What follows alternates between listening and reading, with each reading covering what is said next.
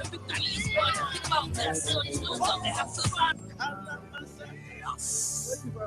on to Holyhills Radio, your champion station, definitely your number one radio station.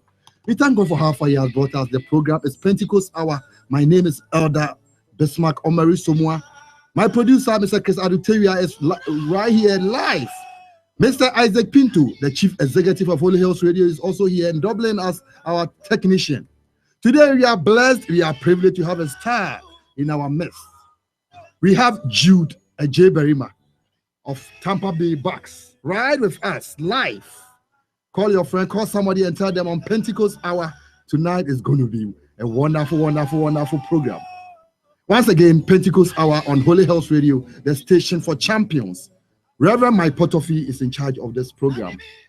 We want to welcome you once again to Holyhills Radio. Jude, welcome. Thank you for having me.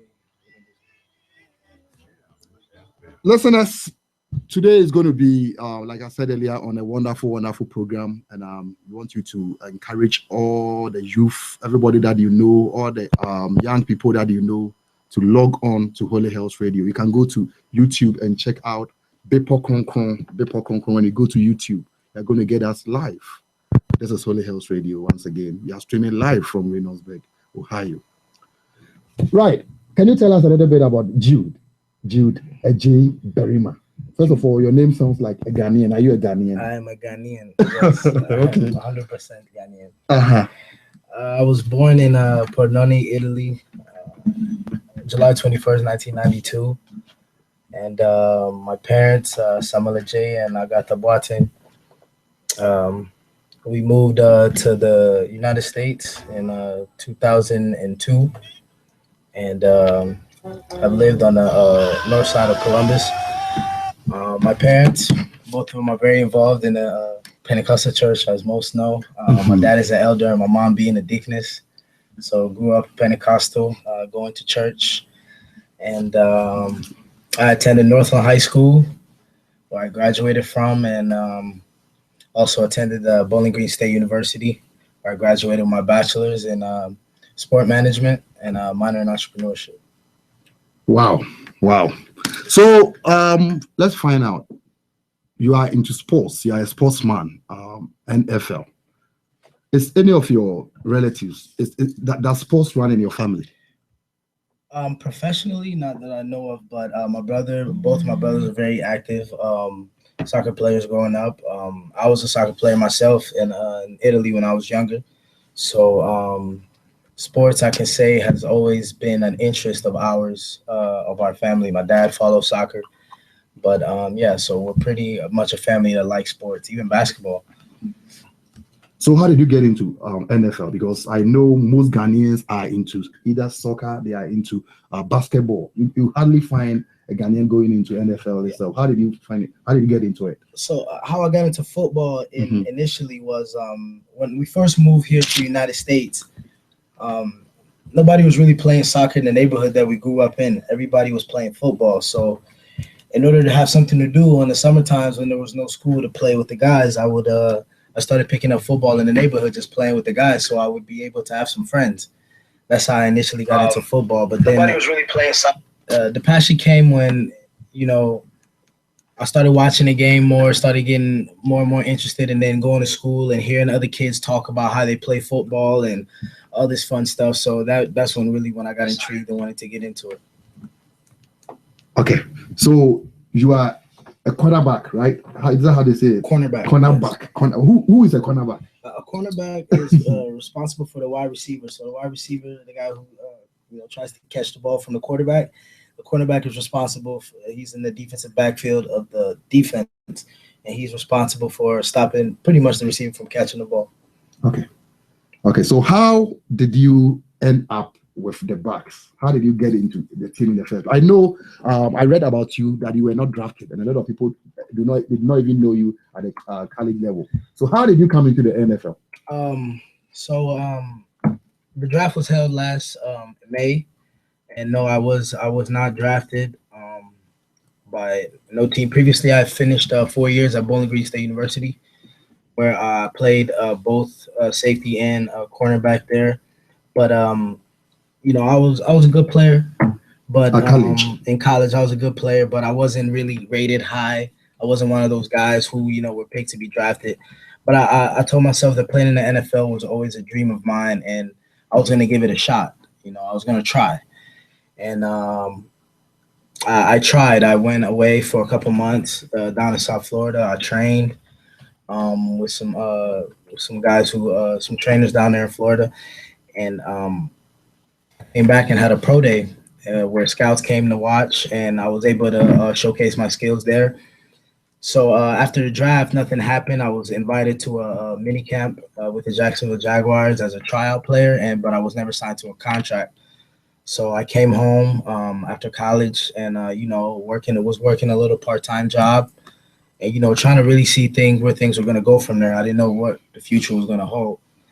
But in late May, in late August, in late July actually, July 30th is when I got the call from the Bucks to come and do another tryout. And eventually, if I was going to perform at that tryout, it was going to give me an invitation to go into training camp with the organization. And God willing, God willingly, He allowed me this opportunity with them, and I've been with them since. How was the feeling like when you were not drafted? That day, can you describe the whole day for me? I mean, to be honest, I didn't really expect to get drafted. Oh, okay. Because I knew the situation of the ratings, and I paid attention to how things were going, and it didn't look like I was going to get drafted. But the disappointing part was not getting signed or not getting a phone call from no team that was willing to give me an opportunity to come on a roster as a contract player. That was kind of disappointing, and it was a really low time because I had a couple teammates that I played with at Bowling Green who had signed contracts after the draft and were picked up by teams. So the whole summer they were training with the teams, working out, getting ready for the season with those NFL teams, and I was just at home. So that was tough for me, but at the same time, I was able to lean on my faith. I was able to lean on some people that I looked towards in the times of need and when I'm down, and I stayed ready. That was the biggest thing. I never stopped believing. I never stopped working out or training or staying in shape, because I knew that I would eventually get my opportunity, and when I did get my opportunity, I wanted to be 100% ready. So that's kind of how that summer went down. I heard that day your family could not find you that day when you were not drafted. Is that true? Yeah. The day I didn't get a phone call. I didn't want to be around anyone. Nobody felt the disappointment. Nobody felt the pain like I did, because nobody knows how hard I worked. How much I sacrificed. Emotionally, physically. And how much I've poured into football. I literally made a decision that I was gonna give football everything I had, and whatever comes out of it was gonna come out of it. So the disappointing feeling that I felt at that time, I didn't want to be around anybody people to see me like that. So yes, I did. I took a little time and went off and just venting off by myself, and I needed a little space. Tell me this: were you disappointed in God? I was not disappointed in God. Did you feel betrayed by God? I never felt betrayed by God, because regardless of the situation, I'm blessed without measure. Without playing in the NFL or not, I mean, few people, black man, African man, Ghanaian man, move to this country, graduate college, even playing at the collegiate level. I played at some of the best venues in America when I was in college. I played against top-notch competition. We won championships. I still go back to school all the time. As a matter of fact, I just came there from there this past weekend, and I'm well respected at my school, at my high school, even throughout the community in the city. Without the NFL, it was never either make the NFL or your life was disappointed, but it was make the NFL because people don't think you can. You know what I'm saying? So I think that was the disappointment that I felt, because I always knew I belonged. This was always my dream. You get what I'm saying? So in my mind, it was never impossible. To a lot of people, it seemed impossible. Like, how could you possibly, make it to the NFL. You just moved to this country. You don't. But to me, nothing is impossible. Especially my faith, like I said, got me through so much because I kept believing that God was going to open up a way. Because I know He wouldn't. He wasn't going to bring me that far and have me do all these things, sacrifice, injuries, all these things that come with the game that I've devoted myself to. I wasn't ready to quit on God. And that's why I never felt any type of disappointment, because in life, you know, there are going to be hard times. You're going to have to persevere. And, you know, that's why I love football so much, because perseverance is one of the qualities football taught me. So when the time came like that, I knew that it was just another tough time and that we were going to get through the storm, per se. So, no, I was never doubted God. No. People of God, you are listening and watching Holyhills Radio. Definitely the station for champions. Holyhills Radio, we are making an impact for Jesus. We believe that you are enjoying yourself. We're having a fantastic time with our star, Jude Adjei-Barimah. He's an NFL star, plays for Tampa Bay Bucks. And tonight, and we are having a good time. Jude, so at the college level, can you tell us some of your biggest achievements and why you consider it to be one of your biggest achievements in terms of football? I think in 2013, when we won our conference championship, was probably one of the highest moments of my life, because it was the first time I went to a place where it wasn't good, and together, collectively, a group of guys got together, and along with teamwork and hard work, passion, dedication, and we turned it around. My first year at Bowling Green, we won 2 games. My second year, we won 5 games. My third year, we won 8 games. And my fourth year, we won 10 games and won the championship. And we beat the number 14 team in the country at the time, who had a Heisman candidate that was playing quarterback for them. So there was we were the underdogs. Nobody believed that we could do it. But, you know, it's amazing what a group of guys can get together and do with one goal, with one mindset, and working together. That was probably the highest point of my football career in college. Okay. So one day you came home and told your dad that, Dad, I want to go into American football. You used to play other sports. Yeah. What was your father's reaction? To be honest, my dad, I don't think my dad realized that I was talking about football and not soccer until I was about 14 years old. Okay. So he didn't really know what you were referring to at that point. Oh, okay. It was just like, all right, go play, you know, go have fun. That's what okay. Kids do, you know. So at that point, that's what it was. But I think in high school is when he realized that, you know, I had an interest in football. And how was he? I mean, both of your parents, how were they supportive with regards to this NFL thing? My parents were of huge support, because I feel like the contrast in, you know, what they're used to in terms of, you know, a lot of kids don't decide that they want to play this violent game of football where, you know, you collide and you crash and you have to. A lot of collision, yeah. My dad didn't even think that my personality as a human being, you know, would want to play such an aggressive game. But, you know, I feel like at that point, their biggest support was to just allowing me to play and allowing me to have fun, allowing me to be myself, allowing me to express myself, you know, because that's what I wanted to do. And they never, I don't recall many times my parents said, no, you can't go to practice, or no, you can't go to the game, or no, you know what I'm saying? It wasn't a lot of times where I felt that. So that was huge for me, because I know a lot of my peers growing up, especially coming from Ghana with a lot of other Ghanaian parents, it wasn't like that. A lot of them, you know, couldn't, you know, for one or more reasons. But that was huge for me. Their support in that matter was huge for me.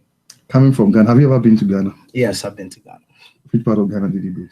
I went to Kumasi. And what are some of the observations you made about your people? I mean, it was a long time ago. I went to Ghana in 2002, 2001, but the observation was that Ghanaians by nature are very, very kind people.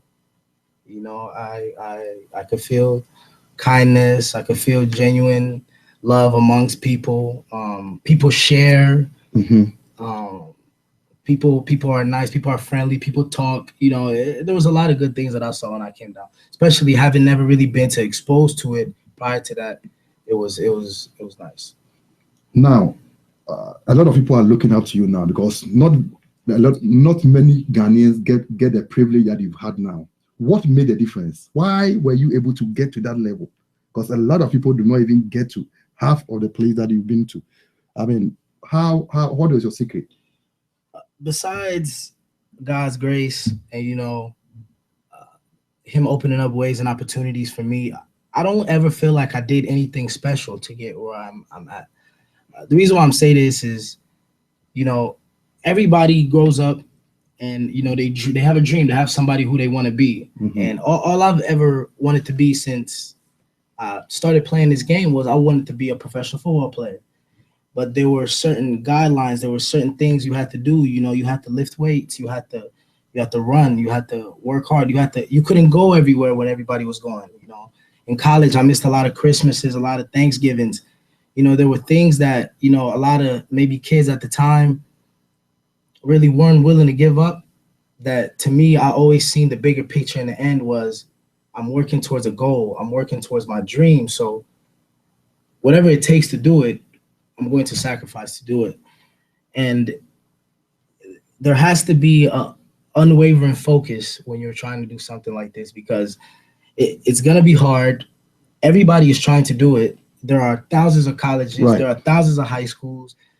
Every kid is going out in the football field playing it, but somehow everybody doesn't make it. So there has to be a focus. You have to be able to prioritize. You have to be able to know what's important now and what's important later. You have to be able, are you willing to sacrifice what you want most for what you want at the moment? There are a lot of things that you have to do and make decisions, maybe as a teenager, that at the time that it may be overwhelming, but those are the type of decisions that I had to make in order to get where I'm at. And I'm thankful that I did that. But it wasn't nothing special. There's no secret. I went to school. I took care of my business in school. I took care of my business on the field. When opportunity came, I was always ready. I didn't make excuses for my situation, for my parents, financial, whatever it was. I never made excuses. If I didn't have a ride, I walked. I didn't say I didn't have a ride, so I didn't go, because I know where I wanted to be. I know where I want to go. Sacrifices. And I'm not going to let a ride stop me, So that's a little bit about. Okay, so you were undrafted. What happened? What changed the story? How come Bucks took interest in you? What happened? Tell me. Well, there was a lot that happened between the draft was over and between the time I signed with them. Initially, I had went over with them for a tryout workout earlier in May, but they didn't, I didn't make it. So they told me that they were going to call me back if spots were going to open up going into training camp. And, things happen all the time in the NFL, and a spot opened up before training camp started August 1st. They called me down for a workout. I was ready. I looked good. I looked in shape, and I think that's what gave me the advantage going in and to camp with them this past season. When you arrived, how was the feeling like? Your first team, your first time that you arrived with the team. How was it like? It was great. Were you intimidated? I won't say I was intimidated. Was I nervous? Yes. I was nervous because it was different. It was something different, but I realized that this is everything I've ever prayed for, everything I've ever wanted God to do for me. This is my opportunity right now. So whatever intimidation, whatever nervous, however afraid you feel, you better snap out, because you have these next few days to try to make this team and to try to make your dream a reality. So it was at first, it was like, oh, here we go, we're in the NFL. But at the end of the day, it was football again for me. So I had to get into business. Now, after seeing all these big people on TV, you arrive in the same camp with them, and you start training. The first day you go into a game, you went into a game, and you see all these big stars. At that time, you were not in the first team. So how was it getting into? How was the feeling like? It was a great feeling. I'm not gonna lie, especially being a football fan since you were young. There's a lot of these guys I've been watching on TV, and I'm not ashamed to say I've been admiring some of these people, admiring their game, as in like how they play. Wanting to model my game after theirs. And here you are, you're sitting right on the same field, right across from there. You guys are competing, and it's a real humbling feeling because you realize that only few really get opportunity to do it. And I feel like it doesn't really hit me because, like I said, I've always thought to myself as belonging amongst them. So, but it doesn't really hit me until you come home and then people are like, "Hey, so how was it when you played? So how was James Winston?" Or in their name, and they're naming these huge celebrities, and to you it's like, yeah, that's like my teammate, or yeah, I see him every day. It's regular to me, but it's amazing how powerful these role models who are athletes are to like people in society, that they're so relevant that people take their time out to like, hey, tell James Winston I said what's up, or tell. I'll be like, wow. So I feel like that's the part that strikes you a little bit. Okay, so the one game that you played was on December 6th against Atlanta, right? Can you tell us a little bit about that game? That was your first game that you played as a regular? No. My first game was against the Giants. Okay. That was my first game I started, but initially I got activated week 4 against Carolina, the Carolina Panthers. So the Carolina Panthers was my first official game in the NFL this season. Did you know you were going to start? Did you know you were going to be a starter on that game against the Giants? Did I know I was going to be a starter against the Giants? No, I found out right before the game. You didn't know you were going to start, so you went into the game not knowing. You thought you were going to just be at the bench. Yeah, no, I didn't think, because you always have to be ready. You always have to be ready. It's not a situation where you can ever prepare like you're not going to start, because if you do, and that person could get injured the first play of the game, then you have to play the rest of the game. So it was never a situation where I go in there relaxed, like I'm thinking I'm going to be on the bench. But yes, it happened like boom. It seems like everything that happened for me was like boom. One day I was sitting at home, I got a phone call to come down there for a workout. Boom. The next day I was signing a contract. Boom. Then, the day before, when I played my first game against Carolina, I found out the day before the game that I wasn't going to be on the practice squad anymore, that I was going to be on the active roster come Sunday. And then, 12 hours later, boom. So I feel like that's just the way the blessings have come this year. And, I'm not mad about that at all. Listeners, you are still watching us on YouTube. You are also listening to us, Holyhills Radio. Like I said earlier, this is a station for champions. If you want to be a champion, just come on the hill. This is where Jesus lives. Thank you very much for joining us. You can call us 614-577-1464. That is 614-577-1464 or 614-577-1434. You can send us a text message on 614-377-4592. You can also send me an email at somuah@holyhillsradio.com. We are here live with the man himself, Jude, Adjei-Barimah. Okay, so everything happens so fast. What are some of the lessons you've learned? Because now you are really exposed. You are not the young Jude that I used to be your youth leader. I used to. you are not a young boy again. So what are some of the lessons you've learned since you've gotten into this league? I think a lot of the lessons for me have been the same. I try to live life on a few principles, integrity, being somebody, a man of your word. When you say you're gonna do something, are you gonna do it? Trying to do the right thing, trying to help people. But I think what has magnified to me is the status that people see you as, is that, as I said before, to me, I'm just doing what I've always just wanted to do, which is, regular, but people look up to you. People look to you to be a role model. People look at your actions critically, especially when you're out in public, what you say, how you carry yourself, all of that matters. And I think I've learned to be more mature. I've learned to be careful a little bit more of how you carry yourself and how people may perceive you when you, because maybe you're doing something subconsciously and you don't think it offends somebody, but it may not offend somebody when nobody knows who you are, but somebody knows that you were this and that. Maybe they might find offense to it and try to make a big deal out of it.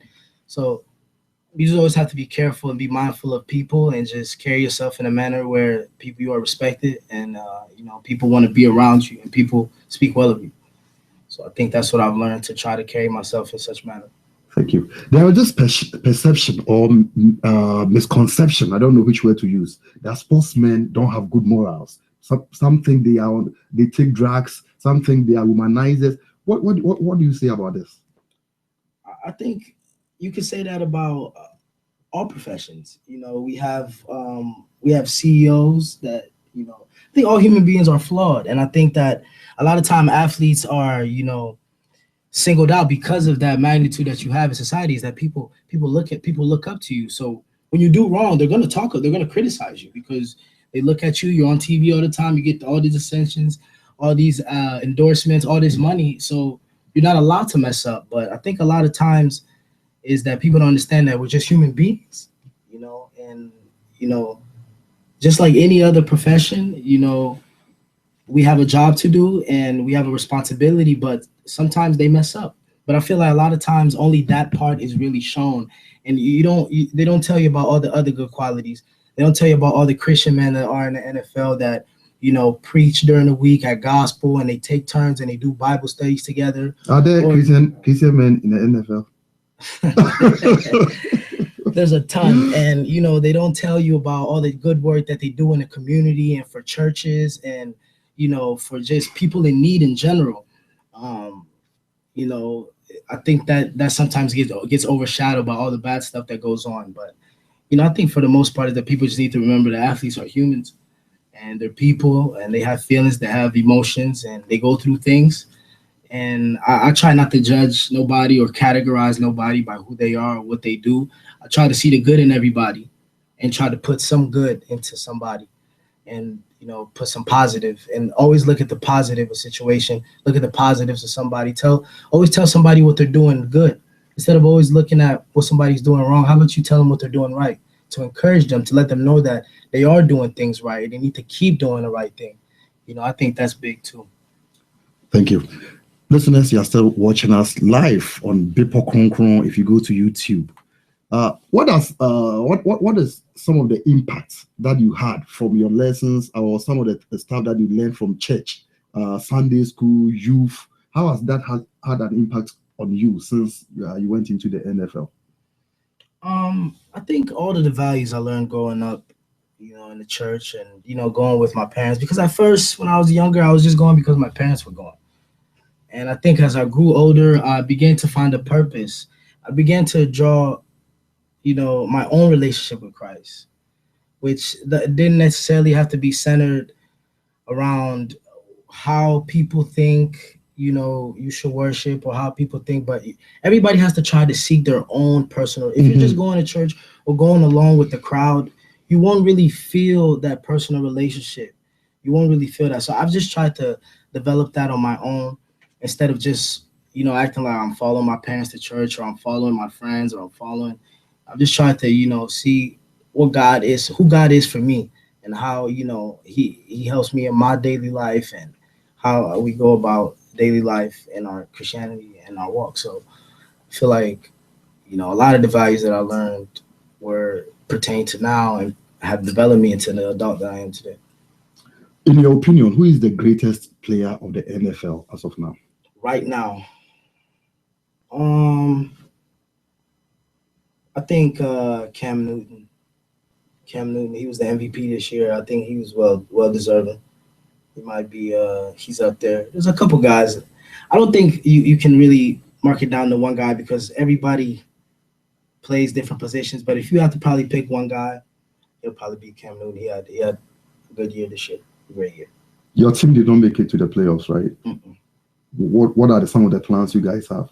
Well, we're gonna get back to work. We're gonna go back to work here in the off season in April, and start off with some voluntary workouts and some minicamp stuff. We're gonna try to build more chemistry, grow together, mature together, and then I think we'll set for a great season this year. I read somewhere that when you and some other rookie, when you were given the starting positions, it looks like the team's fortune turned. Initially, the team was struggling a lot. What did you guys bring on the team? Yeah, I think we just had an attitude of we had nothing to lose, and I think that was my attitude since I've gone into the NFL. Is nobody expects me to be there anyway. Nobody if nobody expects you to be somewhere and to do something, you might as well do something great or something outstanding so somebody takes notice. Because if you're out there and you say, I'm out there and I get beat, well, people expect that because they're like, who is this guy? We don't even know who he is. We don't expect him to do anything. But the way you're going to let your name be known is if you try to do something outside the box. So I think we just went out there and we were just playing hard. And we weren't afraid to make mistakes. We weren't afraid to make plays because at the end of the day, we came from the bench and we have our opportunity to shine. So we have to shine. Because if we don't shine, the worst thing that can happen is that we go back. To what What's the name of the other guy? His name was Sterling Moore. He actually wasn't a rookie. He was he's been in the NFL 5 years. He's going into his 6th year. Oh, okay. So he also got an opportunity to to shine just like I did. So are you going to be a starter this season too, or you can't? I can't call that. I just take care of what I can control, and I go into the season with the attitude. I prepare like a starter, and then we'll see. We'll compete, and may the best man win. Why was your coach fired? Why was my coach fired? I do not know why my coach was fired. I just know that the NFL is a business, and I have 100% trust in the organization and management and ownership in what they're doing, and I believe that whatever decision that they do make moving forward are for the best interest of the team in order for us to be successful. Let's come to Ghanaian parents and their kids. What makes you different? Because you've been able to stay focused since I knew you. I mean, you are not perfect. How are you able to get along with your parents? Because a lot of guys that I know have always had issues with their parents. What is your secret? I think you just have to find a dynamic that just works for. You see, I was always interested in sports, but I knew that my dad was very big on school. Academics, okay. So I knew that I couldn't have one without the other. If I wanted to keep playing sports, I was going to have to keep up my academics. Now, truthfully, school for me was a huge challenge. Like, I'm not even joking. Most people think that, school I think in our culture is just that like school should come like easy or like you should be able to pick up things steady and and I'm gonna be truthful with you. I developed some terrible studying habits when I was younger. I had a hard time paying attention for a long time in class when I was real young, and then it developed into my study habits when I go home. So there were times where I struggled in school, but I feel like what kept me up is the fact that I knew that I wanted to play ball most. And if I had to do what I had to do in school in order to play ball, it wasn't going to be an issue. And between my parents and I think we always had this relationship where they trusted me that if I handle my business in the classroom, that I could then do what's need to be done athletically. And as long as we kept that balance between the two, I was happy. There really nothing that could have made a relationship not work, as long as I did take care of my business in school, and then they allowed me to do what I wanted to do. Do you think Ghanaian parents impose themselves too much on their kids? Like, I want you to be a doctor, I want you to be a lawyer. Do you think it's too much of imposing themselves? Should they allow their kids to make their own mistakes?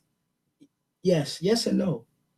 Because I feel like not every kid is also equipped or can handle that type of responsibility of just figure it out on your own.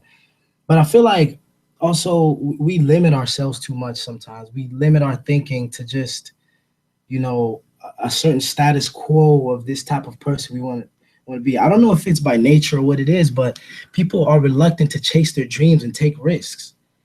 And I just always knew ever since I was little, I wasn't gonna settle for just an ordinary life, just being an ordinary person.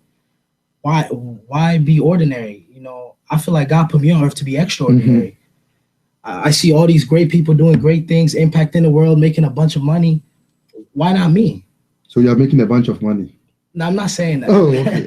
I'm not saying that, but I'm saying that you see all these great men in the world, whether it's politicians or, you know, CEOs of businesses, music stars, all these people with different talents are great and are seen as these magnificent and great people. Why not me? Or why not Akwesi? Why not, you know, why not John? Why not Luke? And that's what I think more kids need to ask themselves when it comes to greatness in whatever you want to pursue. Whatever talent you have, whatever thing that you, I don't see why you should be afraid to go after your dreams. Because my philosophy of dreams is if you don't try to achieve or pursue your dreams, somebody in this country is going to use you to achieve or pursue theirs. Right. If you don't want to be the CEO of Apple, if you don't want to own it, you can work for somebody who will. He can tell you what time to come to work. He can tell you what time to go on break. He can tell you what time to go home. Exactly. He'll pay you a fixed amount. You'll get your fixed vacation. You know, you can have a fixed life and everything will be consistent. Or you could take a risk and it could work and it couldn't work. But at the end of the day, wouldn't you rather live with the satisfaction knowing that you had no regret in anything that you did in your life? I think that's the biggest question is, you know, regardless of how the dynamic between your parents, you have to find a way to make that work. I'm not saying that you should just disregard what they say and just go after whatever you want to do. No. But what I am saying is that it's your life and you have to take ownership of it. And whatever you want it to be, you can be. We're in this great country, all these great opportunities, seize them. Okay. Okay, so what if Mama Gata had told you not to pursue your dream? I know you love your mom so much. Let's say you came to your mom and she said, no, maybe I won't go into sports. What would you have done in that case? What would I have done? Because there are kids who are going through such situations. They love their mom. Their mom doesn't love what they want to do. So what are you going to tell people in that situation? Okay. So if you're in a situation like that and you want your parents or your mom or your dad to believe in your dreams or whatever you want to pursue, number one, I advise that you show them that you're serious. And by being serious, I mean present to them an organized plan that you have thought out with options, pros and cons. You know, like take time to plan out your life, take time to plan out your future, set goals.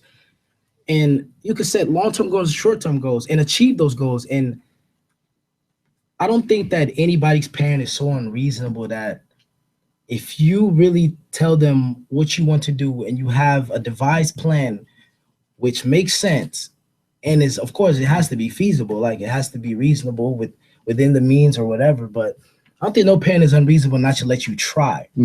But if they see that you are doing a whole bunch of other things and you're not taking it serious, and parents are not willing to just let you do what you want because they look at kids as their investment.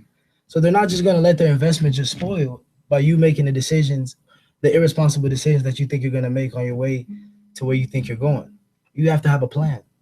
You have to set goals. You have to achieve those goals. And I think once you achieve those goals, you'll gain the respect of your parents. You'll gain the respect of your peers, and people start thinking that you're serious. So basically, you have to convince them that you know exactly what you are doing. Yes. In order to earn their respect. Yes. Wow, that is deep. Some people accuse Ghanaians that we spend too much on religion. We spend too much at church. We go to church Monday, Tuesday. Do you think it's okay for us to spend that much time, or is it just a waste of time? I personally think that it is up to you as an individual and how you want to live your life and how you want to spend your time. I don't think that going to church every day, I don't think it makes you any holier than somebody who, you know, maybe can't and stays at home and, you know, worships within their confinements. I don't think that's the difference. I don't think that, personally, I don't think that's the difference. However, I do think that, you know, there has to be more of I feel like a family family time. time atmosphere. There has to be a feeling of family. Like kids have to feel like they're with their families more. They have the support of their families in everything that they do. So if you can go to church every day of the week, but to me, if you went to church every day of the week and you missed two of your son's basketball games because of it, I don't know, or you miss your daughter's dance recital, she needs to see that support. She needs you to be there. I don't feel like God frowns upon people who decide to go support their kids or decide to take time and take their kids somewhere or take their family and do something to their family going to church every day. I personally don't think that, that's a penalty, but, I seem to think that that's kind of trending in our culture. And I think it would help if it changed, if people took initiative and just, decided that, maybe we're not going to go every day or we're not going to go this day. We're going to, I'm going to go support my son. I'm going to take a trip to Disney World, take a vacation, take my kids to see Niagara Falls. Just kids need that. I feel like kids need that growing up. Because other cultures, it's seen more often. No. Mr. Jude Adjei-Barimah. How do the commentators pronounce your name? They try to do it just like you did, but I've heard a wide variety of different pronunciations. Very, very I can imagine that. Yeah. And you are talking about parents, the need for parents to support their kids in various disciplines that they choose. Ghanaians don't normally participate actively in the rules or things that their kids do. Your father is an elder of the church. Did he have time for your games? Yeah. Oh, he did? Yeah. Oh, when my dad could, my dad supported me. And even if my dad couldn't, I knew why. I knew why. He had a responsibility. And I was never selfish enough to think that, oh, my dad doesn't love me or my dad doesn't care about me because he's... No. Because I remember there was a day that we had a meeting at church, and right after church, he was rushing to go and watch your game. Yeah. Yeah, that was one Thursday evening, and I was so impressed with that. I think Ghanaian parents need to take a cue from second, because, showing support goes a long way. Yeah, it's huge. Huge. It's huge.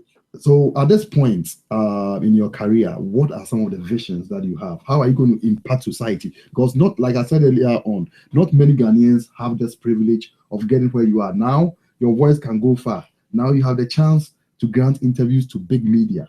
What are some of the plans that you have? Because there are Ghanaians who are just going wayward.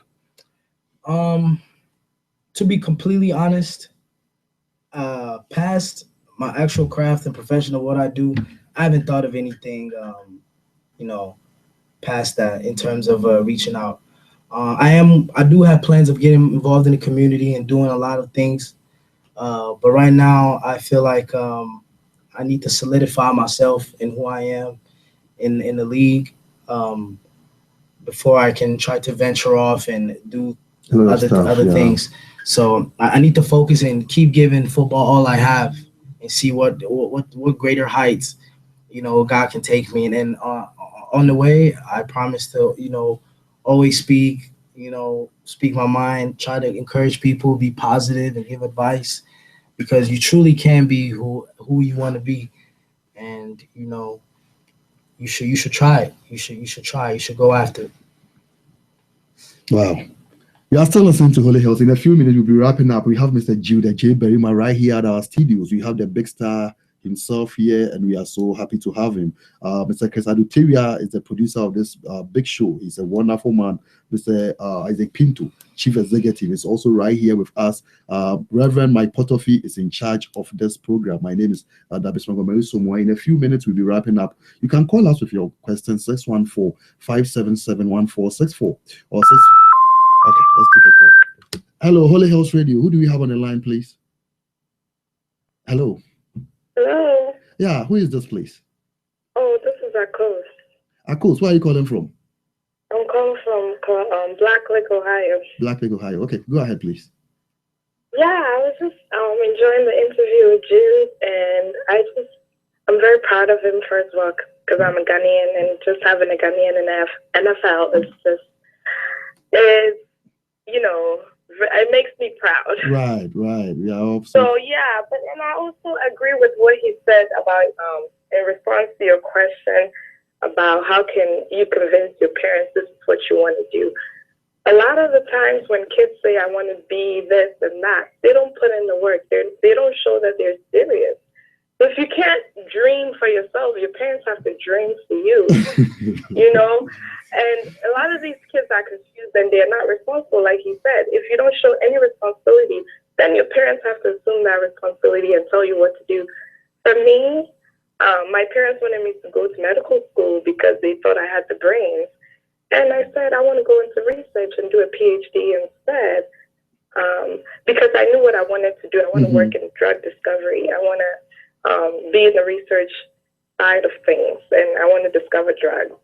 And so, but I showed them that I was interested in this field, and so I pushed it. I showed the grades. I knew what schools to apply to, what programs to apply to, and your parents start believing in your dreams. Right. After a while, after you show the effort. So everything he said, I really agree with him, and I'm very proud of everything that he's saying. Of course, I'm also proud of you for calling in. God bless you. All right, bye. Bye. Mr. Barimah. Yes, sir. What about groupies? How do you keep them away? I've heard they are very troublesome people. Honestly, I've been blessed with the notion that when I still go places, nobody knows who I am. Really? And that piece I would like to keep as long as possible because I know it gets hectic. I have teammates and I have guys that it's hectic for that, you know, they can't even get off at the airport and walk to the bus without, you know, 50 people stopping them on the way. But luckily, when I walk around, nobody knows who I am. I go in and I go out about my business. And that is for now. That is for now. So how long, what are some of the, because I know a lot of people's career come to an end because once they are known, all this attention, this women, you are a handsome young man, growing up, intelligent. So what are you doing? What are some of the plans you have? Because it's not going to be easy. Even now, I know it's not easy. You don't want to say it right here, but I know it's not easy. So how do you keep these people away? I was having a chat with your dad the other day, and we were talking about groupies. I think that it all comes back to, you know, upholding good values for yourself and, you know, trying to be at the right place at the right time. And, you know, I feel like as long as you're genuine and you're kind and you're respectful to people, you shouldn't run into too many problems. But sometimes trouble finds you. So that's why I said being at the right place at the right time is also a key component. But I don't. That's not as much of a concern for me as. That's why I'm not really saying much about it because it's not really much of a concern for me because I don't really try to do too much in the sense of anything that's not really gonna help me keep my career. I don't really want to mess with it. You understand what I'm saying? I love my job. I am blessed to have this job that I have, and I don't want to do anything to jeopardize it. So I try to keep it that way as much of my as I can through my actions and through the places I go and the people I'm with. Are you married? I'm not married. When are you getting married? That's a question for another day. That is a question for another day. Another day, okay. Do you have any special lady there? I don't have a special lady. So just pure single. Pure. So somebody is watching you out there, and the person is going to meet you right here at Holyhills Radio. What are you going to tell her? At the moment, I'm focusing on my career. It's all about your career. Yeah. Wow. I have about 2 questions, and then we'll be done. So going into this season, from the experience you had last year, how is that going to be beneficial? I think it's going to be huge. The growth that I was able to experience, I was able to gain playing last season and getting as much exposure as I did early, I think has made me hungrier for this season coming up. I know what it tastes like to be out there. I know what success tastes like. I know what failure tastes like.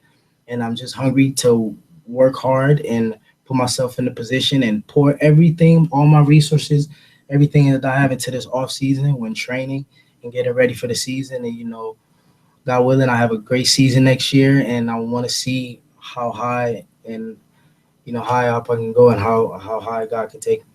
Do you have any idea about your new coach? compared to the old one? Yeah, it's the offensive coordinator from last year. He was the offensive coordinator. Oh, you know him already? Yeah. Oh, so at least you have that connection. Yes. Oh, okay. He was on the staff last year. Oh, okay. Yes. Okay. So you think you'll still have your place in your starting role? Nothing's guaranteed in the NFL. Every year you have to earn it. Every day you have to earn it. And that's exactly what I intend on doing when I report. Is every day just clocking in and earning my job. I don't know much about your stats, but sometimes I watch your stats. I don't know about all the comeback or something. I just watch your stats. I mean, the last one, your last game compared to the others, was it dropping or going up? I didn't. Yeah, really it dropped, and my playing time also decreased. I didn't. Towards the end of the season, I wasn't playing as much. Yeah, but I'm not too big into stats. I don't. As long as I play well enough for the team to win, and for us to win games, that's all I'm into. Football's a team game. I feel like a lot of times that gets overshadowed by the stardom in the NFL, but the goal is to win. And whatever I can do to contribute to help the team win, whether as a starter or as a backup, whatever they put me at, I'm ready and I'm going to give 100%. Who do you want to do a shout out to? I want to shout out my parents. I want to shout out my entire family. And that's pretty much it. Any advice for the young kids? I hear Joshua Toffee is watching you, and he's taking a lot of lessons from you. What are you going to tell Joshua and all the? It's like we are listening to you right now. Shoot for the stars. The sky's the limit. Sky's the limit. Mr. Jude Adjei-Barimah, as they say, Mr. Jude Adjei-Barimah. Sometimes I listen to these commentators trying to pronounce your name. I think they are doing a good job at it. Listeners, you've been watching Holyhills Radio live on YouTube. My name is Bismark on Somuah. Today we were blessed to have a superstar in making right here with us, one intelligent guy. I'm happy to be one of his youth leaders. And Mr. Isaac Pinto is the chief executive. Mr. Chris Adutewia, the indefatigable. He is our producer. And we have a couple of people who are supporting behind the backgrounds. Earlier on, you watched in his presence with Eda Roxon and Mr. Emmanuel Dakwa, and then Mama Kukua and her entourage were also here. The next program is Bepo Konkronso and Imunyam. Make a date with us and all those who are watching. Akusuya, who come from Black Lake, God bless you. Adjei, for allowing your son to come, God bless you. And all those people who are watching us. Last week was Valentine's Day. My beautiful wife, I love you. Once again, my name is Elder Bismark Somuah. Ciao. See you later. God bless.